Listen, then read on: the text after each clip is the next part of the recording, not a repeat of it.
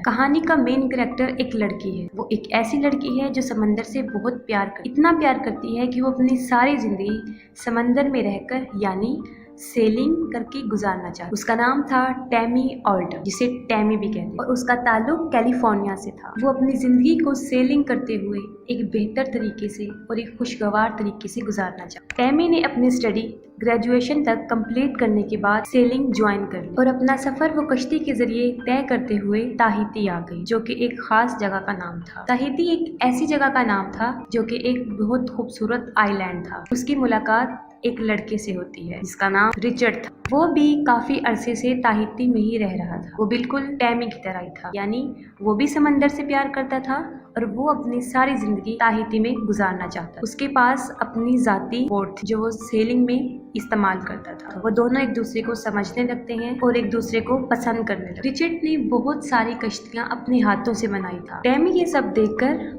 काफी मुतासिर होती है और वो उससे सारी बातें पूछती है जब वो समंदर में होता है। रिचर्ड यहाँ पर बहुत पुराना था, मतलब वो काफी अरसे से यहाँ पर रिहाइश पजीर था। टैमी को वो जगह बहुत पसंद आती है और वो सारी जगह को देखना चाहती है। रिचर्ड टैमी को समझाता है कि जैसा उसको नजर आ रहा है वैसा कुछ भी नहीं है। वो जैसा सोच रही है वैसा कुछ नहीं होता, मतलब जितना अच्छा उसको नजर आ रहा होता है हकीकत वो नहीं होती। वो उसको बताता है कि यहाँ पर कुछ इतना खास नहीं होता। रात को बहुत सर्दी हो जाती और दिन में सूरज की तपिश स्किन को काफी नुकसान पहुंचाती है। और समंदर एक ऐसी जगह है जहाँ पर इंसान को नींद नहीं आती। वो कॉन्टिन्यूसली जागता रहता है और उसको इसके साथ भूख भी बहुत ज्यादा लगती है।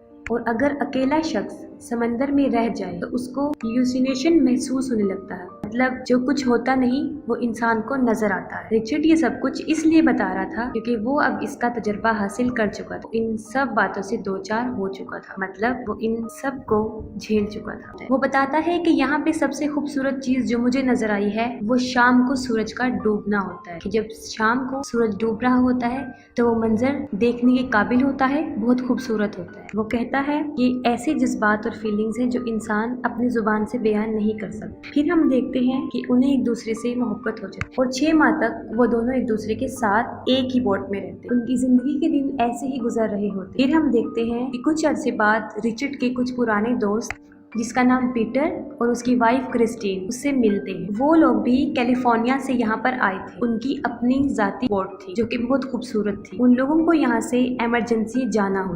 वो रिचर्ड को कहते हैं कि हम तो यहाँ से जा रहे हैं, क्या तुम हमारी बोट को कैलिफोर्निया तक ले जा सकते हो? उसके बदले में उसको हम पे भी करेंगे। रिचर्ड को ये डील अच्छी लगती है और वो इसके लिए मान भी जाता है क्योंकि जाहिर है उसको इसमें प्रॉफिट नजर आ रहा होता है कि इसके बदले में उसको ढेर सारा पैसा मिलता है। रिचर्ड और टैमी दोनों पीटर की बोट को देखते हैं। उन्हें काफी पसंद आती है और वो इस डील को एक्सेप्ट कर लेते हैं कि उनकी बोट काफी खूबसूरत। वो अपना सारा जरूरी सामान खरीद कर अपने जाने की तैयारी करते हैं और देखते हैं हमें अपनी मंजिल हमें किस आइलैंड पर रुकना है। ये सब सोचने और अपना फैसला करने के बाद वो अपना सफर शुरू करते हैं और उनका ये सफर तकरीबन 4000 मील का होता है। 4000 मील एक बहुत बड़ा फासला, इसलिए उनको इसमें काफी दिन लगने थे। रिचर्ड अपनी जिंदगी का सबसे बड़ा फैसला करता है। वो टैमी से शादी करने का फैसला और उसको शादी के लिए प्रपोज करता है। टैमी भी उससे मोहब्बत करती है, इसलिए वो उसका फैसला कबूल करती है। वो दोनों बहुत खुश होते हैं, लेकिन फिर उनकी किस्मत पलट जाती है। वो समंदर में तूफान को महसूस करते हैं और फिर देखते हैं कि एक परिंदा तेजी से हवा के साथ उड़ता हुआ आया है और उनकी बोट पर गिर गया है। उन्हें कुछ समझ नहीं आया कि ये परिंदा कहाँ से आया, क्योंकि आसपास उन्हें कोई किनारा भी नजर नहीं आया। जाहिर है वो हवा के साथ उड़कर इतनी दूर आ गया होगा। इसके बाद उन्हें रेडियो पर फौरन अलर्ट किया जाता है कि एक बहुत बड़ा समुद्री तूफान आने वाला है। ये सुनने के बाद रिचर्ड ये डिसाइड करता है कि जिस तरफ से तूफान आ रहा है हम उसकी ऑपोजिट साइड से अपना रास्ता तय करेंगे। लेकिन टैमी उसको बताती है कि जिस तरह वो समंदर से वो परिंदा उड़कर आया है इसी तरह हम भी इस समुद्री तूफान में निकल सकते हैं अगर हम इसके लिए कोशिश करें। रिचर्ड इस फैसले से खुश नहीं होता, लेकिन जाहिर है उन्हें कोई फैसला तो लेना पड़ना था क्योंकि पहले ही उनका बहुत वक्त जाया हो चुका था। उन्होंने जल्दबाजी में जो फैसला लिया वो गलत था और इस गलती का पछतावा उन्हें तब हुआ जब उन्होंने देखा कि एक बहुत बड़ा तूफान उनकी कश्ती के सामने आ रहा है और अपने साथ बहुत बड़ी बड़ी लहरों को ला रहा है जिस पर काबू पाना काफी मुश्किल है। और इन हालात को देखते हुए वो काफी परेशान हो जाते हैं और अपनी कश्ती को संभालने की कोशिश करते, लेकिन उनसे उनकी कश्ती संभल नहीं पाती। इन हालात को देखते हुए रिचर्ड टैमी को कहता है कि वो फौरन नीचे चली जाए। बहुत बड़ी बड़ी लहरें आती और जैसे ही टैमी अंदर जाती है एक बहुत बड़ी लहर आती है जो रिचर्ड को अपने साथ ले जाती है और टैमी भी वहाँ पर गिर जाती है और बेहोश हो जाती है और उनकी कश्ती बुरी तरह तबाह बर्बाद हो जाती है। सुबह जब उसको होश आती है तो वो अपने आसपास पानी और टूटी हुई कश्ती देखती है। इस वाकये में वो खुद भी काफी जख्मी हो चुकी, जगह जहाँ चोटें लग गई थी उसको काफी तकलीफ भी हो रही, लेकिन फिर भी वो हिम्मत करके किसी तरह कश्ती से बाहर आती है और अपने आसपास रिचर्ड को ढूंढती है, लेकिन उसको रिचर्ड कहीं दिखाई नहीं देता। वो रिचर्ड को आवाजें देना शुरू हो जाती। वो सोचती है कि शायद रिचर्ड बोट से गिर गया और उसको पुकारती पुकारती वो चिल्लाना शुरू करती, लेकिन रिचर्ड नहीं आता। रेडियो से अपनी आवाज भेजने की कोशिश करती, लेकिन इस झटके की वजह से सब कुछ तबाह बर्बाद हो गया होता है। इलेक्ट्रॉनिक चीजों में पानी चला गया होता है। उनकी कश्ती अब बिल्कुल बेकार हो चुकी है, वो अब किसी काम की नहीं रही और वो अब यहाँ समंदर में ही पड़ी रही, क्योंकि बोट को आगे बढ़ने में जो पर्दा मदद करता है वो बुरी तरह बर्बाद हो चुका होता है। उस पर्दे के बगैर भी कश्ती आगे मूव नहीं कर सकती। वो बहुत सैड होती है क्योंकि रिचर्ड को वो खो चुकी है। वो अपने से कुछ फासले पर एक छोटी बोट देखती है, वो बोट जो उनकी बोट पर पड़ी होती है और साथ में उसको ये भी महसूस होता है कि उस बोट के साथ शायद रिचर्ड भी है। वो छोटी बोट उनकी कश्ती से काफी दूर होती, अगर वो अपनी बोट छोड़ के जाती तो वो उनसे दूर निकल जाती, इसलिए उसको अकेले छोड़ना अक्लमंदी नहीं। वो सोचती है कि अब उसे क्या करना चाहिए। वो इर्द गिर्द देखती है, उसको एक बहुत बड़ा पर्दा नजर आता है जो बिल्कुल उसी पर्दे की तरह होता है जो कश्ती को आगे बढ़ने में मदद है। वो उसको लगाने की काफी कोशिश करती, क्योंकि वो काफी मुश्किल काम था और उसमें एक इंसान से वो लग नहीं सकता, उसके लिए ज्यादा लोगों की जरूरत पड़ती। लेकिन टैमी फिर भी हिम्मत नहीं हारी और मुसलसल उसको लगाने की कोशिश करती और आखिर वो कामयाब हो जाती है। उस पर्दे को हवा में लहरा दी। उसके बाद वो कश्ती को उस छोटी कश्ती की तरफ लेकर जाना शुरू कर दी। जैसे ही उसकी बोट उस छोटी कश्ती की तरफ जाती है वो फौरन रस्सी उठाती है, खुद को उस रस्सी से बांधती है और समंदर में कूद जाती है और फिर वो छोटी बोट की तरफ पहुंच जाती है। वो देखती है कि वहाँ पर रिचर्ड है जो बहुत जख्मी हालत में और बहुत मुश्किल से उसकी जान बच गई, क्योंकि जितना वो जख्मी हो चुका था उसका बचना नामुमकिन था। टैमी उस रस्सी के सहारे दोबारा कश्ती में आती है और रिचर्ड को भी साथ ले आती है। वो उसको बोट में लिटाती है और वो देखती है कि उसकी टांग पे काफी गहरा जख्म है, लेकिन इससे भी ज्यादा खतरनाक बात ये थी कि उसकी सारी पसलियां टूट चुकी, लेकिन फिर भी उसकी जान बच जाती और टैमी को हौसला मिल जाता कि अब वो अकेली नहीं, अब उसके साथ रिचर्ड भी वहाँ मौजूद। वो काफी उम्मीद होती, वो जख्मी पांव पे पट्टी करती है और उसके बाद वो सोचती है कि यहाँ से कैसे निकला जाए।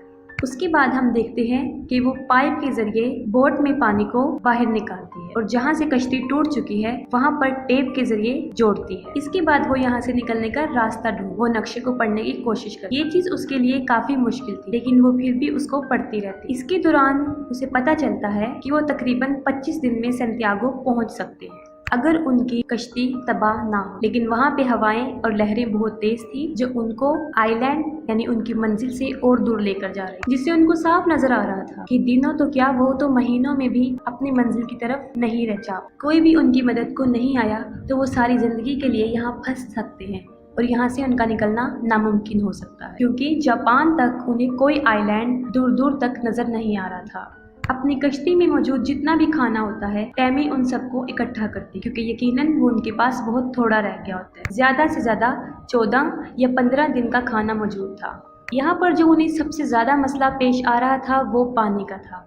उनके पास पीने का पानी नहीं था, क्योंकि शायद लहरों के टकराने से उनका वाटर प्रेशर टूट चुका था और पानी आना बंद हो गया था। लेकिन उनके पास थोड़ा बहुत पानी था जिस पर वो अपना गुजारा चला रहे थे। ये हालात, ये दिन उनके ऊपर एक इम्तिहान की तरह गुजर रहे, क्योंकि वो एक ऐसी जगह पर मौजूद थे जहाँ पर ना फिशर्स आते हैं और ना कोई सियाह, क्योंकि वो किनारे से इतना दूर थे कि आम इंसान उनको सोच भी नहीं सकता। वो ऐसा महसूस करते हैं कि अब वो यहाँ से कभी भी नहीं जाएंगे। वो यहाँ पर गुम हो गए और सच में वो यहाँ पर गुम हो चुके थे। उन्हें अपनी मौत साफ दिखाई दे रही। एक तो वो समंदर में फंस गए थे ऐसी जगह पर जहाँ पर उनका बचना नामुमकिन है, और दूसरा खाने पीने की तरफ से उनका खाना भी दिन ब दिन कम होता जा रहा है। और जो सबसे बड़ी प्रॉब्लम ये थी कि टैमी वेजिटेरियन।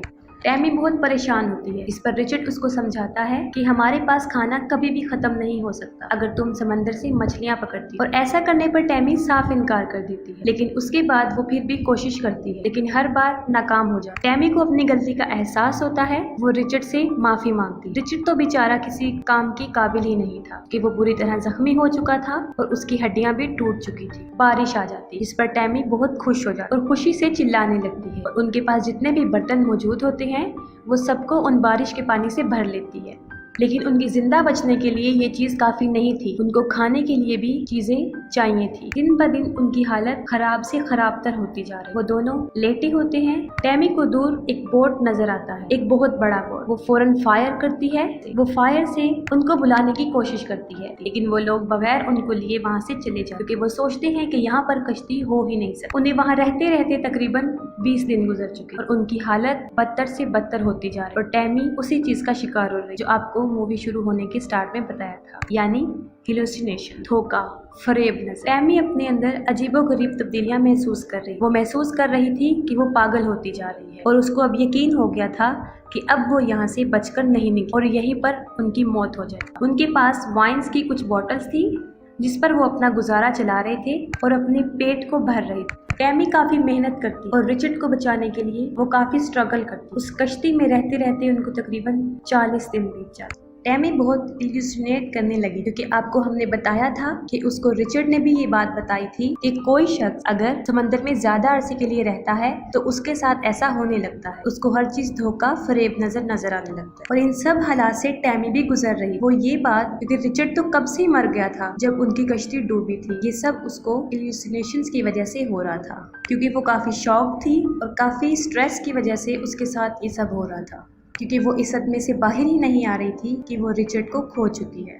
और उसकी ये इल्यूसिनेट इतनी पावरफुल थी कि अब तक वो रिचर्ड को महसूस कर रही थी, वो सब इसी की वजह से था। वो कैसे? क्योंकि जिस रिचर्ड को वो महसूस कर रही थी असल में वो था ही नहीं। वो खुद से अकेले में बातें करती रही और उसको लगता था कि उसके आसपास रिचर्ड मौजूद, क्योंकि वो रिचर्ड से प्यार करती थी। और इस बात को एक्सेप्ट करना काफी मुश्किल था कि उसने रिचर्ड को हमेशा के लिए खो दिया। और 40 दिन गुजर जाने के बाद आखिरकार उसको यकीन आ ही जाता है कि अब रिचर्ड नहीं रहा और अब वो अपने इमेजिनेशंस की दुनिया से बाहर आ जाए। काफी मरतबा हम फिल्म में ये देखते हैं कि वो रिचर्ड को महसूस कर रही होती, वो देख रही होती है, लेकिन हकीकत में ऐसा नहीं हो। लेकिन उसकी किस्मत अच्छी थी, उसकी जिंदगी को एक और मौका दिया था और वो देखती है कि एक बोट उससे थोड़ी दूर की फासले पर है, उसकी तरफ आ रहा है। इस बार भी वो गन से फायर कर और फिर उन लोगों को पता चल जाता है कि वो वहाँ पर कोई मौजूद है। और इतने दिनों के बाद, इतने नामुमकिन हालात में, जो मैं शुरू में आपको बता चुकी, वो बच जाती है। वो तकरीबन वहाँ पर 41 दिन तक रुकती है। एक काफी लंबा अरसा समंदर में रहना काफी बुरा एक्सपीरियंस हो सकता है और उसकी जान बच जाती। और ये बहुत सच्चा वाकया है, बिल्कुल हकीकत पर मबनी। इसके बाद भी टैमी सेलिंग नहीं छोड़ और अपनी सारी कहानी को सामने रखते हुए वो किताब लिखती है। वो बताती है कि रिचर्ड ने मेरी मुश्किल वक्त में बहुत साथ दिया और अब तक उसके कानों में उसकी आवाजें गूंजती रही। और आज अगर वो किसी की वजह से जिंदा है तो वो सिर्फ रिचर्ड। मूवी काफी इम्प्रेसिव है। आई होप सो आपको अच्छी लगी।